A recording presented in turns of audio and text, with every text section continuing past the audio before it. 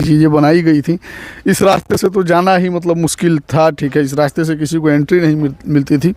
इस रास्ते से बस यजमान और क्या बोला जाता है पंडित धीरेन्द्र कृष्ण शास्त्री जी यानी कि बाबा इस रास्ते से जाते थे, ठीक है। और ये आप सारी एरिया देख रहे हैं, वहीं पे कथा हुआ करता था बाबा पंडित धीरेन्द्र कृष्ण शास्त्री जी का। और ये सभी लोग टेंट वाले लोग हैं, टेंट वाले हैं जी भैया, टेंट वाले हैं। तो रुकिए 2 मिनट, थोड़ा बात करेंगे आपसे। और आप ये देख सकते हैं पूरा बैरिकेटिंग और ये पूरा एकदम माहौल जो था ये पूरा भरा हुआ था। क्या नाम हुआ आपका? विमलेश। कहाँ से आए हैं? बिहार से। बिहार में कहाँ से? भभुआ जिला। भभुआ से? हाँ। ये पूरा टेंट भभुआ का है? नहीं, बनारस के। बनारस का टेंट है? बनारस के। अच्छा, कितना दिन लग जाएगा इसको उजाड़ने में? अरे आज कल से खत्म हो जाएगा। मतलब यानी कि 2 से 3 दिन लग जाता है? 2 से 3 दिन। अच्छा, इस टेंट को लगाने में आप लोगों को कितना समय लग जाता है? लगाने में 2-4 दिन, 4 दिन। लगाने में 4 दिन लगता है, लेकिन उजाड़ने में 2 दिन ही लगता है। 2 दिन में उधर। तो बाबा को आने के लिए पूरा चहल पहल चल रहा था और बाबा यहाँ पे आए भी थे, अपना कथा भी कहे थे। और सुनिए ना, आइए महाराज बात कीजिए थोड़ा। कितना दिन से आप लोग यहाँ पे आए थे? अरे हम लोग कल के आए हैं यहाँ पे। अच्छा, आप लोग कल के आए हैं। लगाने के लिए कौन आया था? लगाने के लिए हम लोग आए थे, फिर चल गए थे। लगाने के लिए आप ही लोग आए थे, फिर चले गए थे ना? यहाँ पे लगभग कितना का ही टेंट होगा? अरे हमको पता नहीं है। जब भी सटा वटा होता होगा तो लगभग कितना का होता होगा? तब 30-35 लाख कम नहीं। 30 से 35 लाख रुपया कम से कम होता होगा सटना। और यहाँ पे तमाम लोग आप देख सकते हैं, पूरा जो जगह है भीड़ से खचाखच भरा हुआ था और यहाँ पे तमाम श्रद्धालु आया करते थे।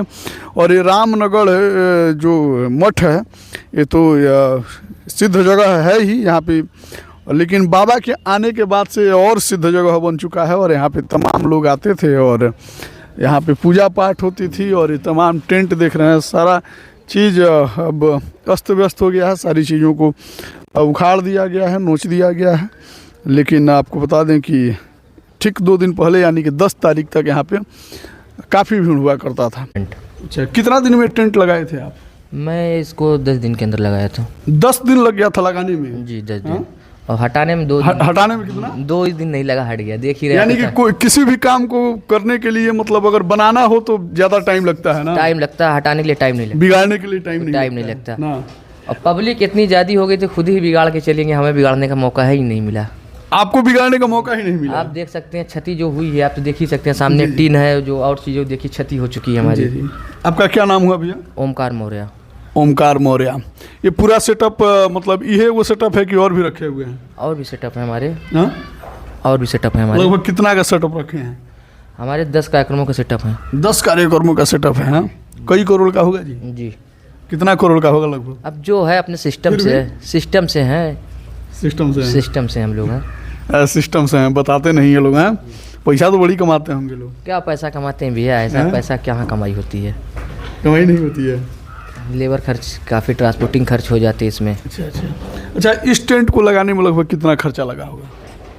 इस टेंट लगाने से उजाड़ने तक का बजट बताइए। लगाने से उजाड़ने तक का खर्च हमारा जो भी आए होंगे 35 से 40 लाख रुपए। 35 से 40 लाख रुपए का ये मतलब केवल टेंट लगा हुआ था ना? पूरा मैट, लाइट सब लेकर है। अच्छा, ये सारी चीज़ें। अब इसमें से मतलब जो खराब हो गया या फिर जो बच गया ये सब आपका है? सब हमारा है। जो नुकसान हुआ है वो भी आप ही में से कटेगा? हमारे भी जाएगा, कहाँ जाएगा? भरपाई तो हमें करनी है। जगह करता से नहीं लेंगे ना? नहीं, कुछ नहीं, ये पूरा उसी वक्त उसी। अच्छा, आपका जब ये सटा इसका होता होगा या फिर इसकी बुकिंग जब होती होगी तो लोग कैसे करते होंगे बुकिंग? हमारी जो बुकिंग होती हैं, जो जजमान होते हैं उनके तहत होती हैं। जी जी। जजमान से संपर्क होता है, उसके बाद बातचीत होती है, डाउन पेमेंट होते हैं, फिर काम के बाद पूरे पेमेंट होते हैं हमारे। अच्छा, ये सारी चीज़ें जो टेंट वगैरह है, ठीक है, कितने दिनों से इसका कार्य कर रहे हैं? हमें कार्य करते हुए 10 वर्ष हो गए। 10 वर्ष हो गए। कहाँ कहाँ तक ले गए हैं इसको? हम लोग तो अभी प्रयागराज, अभी 3 महीना तो प्रयागराज ही में थे हम लोग। अच्छा। कुंभ, महाकुंभ में थे। अच्छा। उसके बाद यहाँ आए हैं, फिर हम लोग जा रहे हैं झारखंड, राजन जी महाराज कथा कराने। अच्छा अच्छा, यानी कि मतलब बागेश्वर बाबा के साथ साथ राजन जी महाराज और भी तमाम जो भी साधु संत हैं, सबकी प्रेम भूषण जी हुए, राजन जी, स्वामी रामभद्राचार्य जी हुए, फिर राजनीतिक दल में आ जाइए, योगी जी हुए, मोदी जी हुए, इनके भी कार्यक्रम हमारे होते रहते हैं। अच्छा, योगी मोदी तक का मतलब कार्यक्रम में आप ही का टेंट है? वो हैंगर अटेंड देख रहे हैं क्या है, वो हैंगर, इसीलिए हो कार्यक्रम के लिए, बड़े कार्यक्रमों के लिए, आयोजक के लिए है ही है वो। जी जी, बड़े आयोजन के लिए ही हैं। अच्छा, तो आपको बता दें कि ये मौर्य जी थे और जो कि जौनपुर के रहने वाले हैं। ऐसा 10 गो सेटअप है, इससे भी बड़ा बड़ा सेटअप होगा जी? जी, इससे बड़ा बड़ा सेटअप है जी। ये छोटा वाला सेटअप था? छोटा सेटअप है ये। 1-1 करोड़ का सेटअप होता होगा कभी कभी, हैं? टेंडर जितने को हो जाए, टेंडर होने के ऊपर है। अच्छा, टेंडर होता है इसका ना। तो आपको बता दें कि फ़िलहाल हम जो हैं जहाँ पे पंडित धीरेन्द्र कृष्ण शास्त्री जी विश्राम करते थे और वहीं पे हम पहुँचे हुए हैं। और आज ही आगे बढ़ जाइए और यहाँ पे देख सकते हैं कुछ यहाँ के संत लोग हैं जो लोग अभी प्रसाद ग्रहण कर रहे हैं। कहाँ से हैं बाबा? हम करनाल से हैं। करनाल से हैं जी, हरियाणा। जी जी। महाराज जी के शिष्य हैं, अच्छा हेमकांत जी के। अच्छा वृंदावन में उनके साथ रहते थे। अच्छा अच्छा। तो यहाँ पे मतलब पूरा एकदम शेड्यूल आप लोगों का यही रहता है, कभी इस मठ पे कभी उस मठ पे? हैं जी जी जी, पूरे भारतवर्ष में महाराज जी के मठ हैं जी।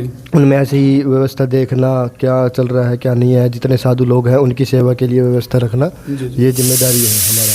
क्या नाम हुआ महाराज जी? हमारा गौरवदास। गौरवदास जी। अच्छा, तो आप शादी करेंगे कि नहीं? मतलब संत हैं। देखिए, मतलब भविष्य के प्रवक्ता हम नहीं हैं। नहीं, फिर भी मतलब गृहस्थ जीवन मतलब आप जिएंगे या फिर संन्यास जीवन? हमारी इच्छा तो है बिल्कुल संन्यास जीवन।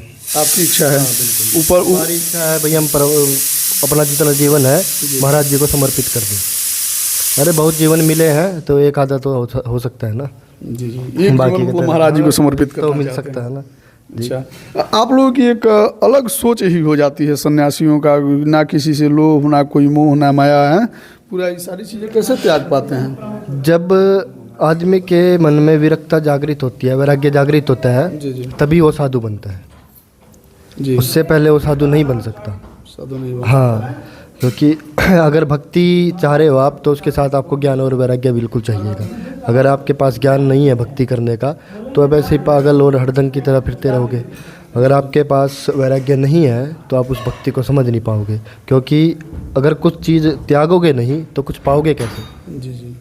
कुछ पाने के लिए कुछ खोना पड़ता है। देखा जाता है महाराज जी कि असाधारण संत भी जो होते हैं, जिनके पास अरबों खरबों मतलब उनके संपत्ति की मतलब अनुमान भी नहीं लगाया जा सकता है, ठीक है, वो लोग भी बस एक सादा वस्त्र धारण करते हैं, वो भी उसी में पहनते हैं, उसी में ओढ़ भी लेते हैं, ठीक है। ये सारा त्याग मतलब किस लिए आप लोग करते हैं? परमात्मा के लिए। परमात्मा के लिए। हाँ, सबको सिर्फ एक ही चीज़ चाहिए, परमात्मा। परमात्मा। अब परमात्मा क्या है? वही आत्मा।